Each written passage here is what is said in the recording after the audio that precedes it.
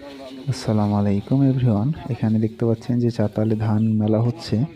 তো আসলে মানুষ কত না পরিশ্রম করে। তো এখানে দেখতে পাচ্ছেন যে ওরা একজনে ঠেলতেছে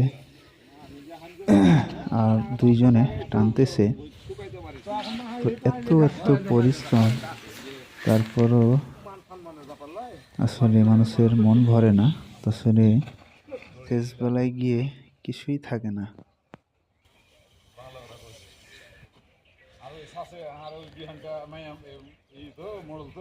হ্যাঁ, তাদের জন্য সবাই দোয়া রাখবেন, তারা যাতে ফ্যামিলি নিয়ে সুন্দরভাবে চলাফেরা করতে পারে এবং খেতে পারে।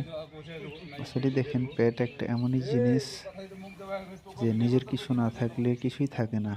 তো শুধু পেটের জন্য কতই না কি কতই।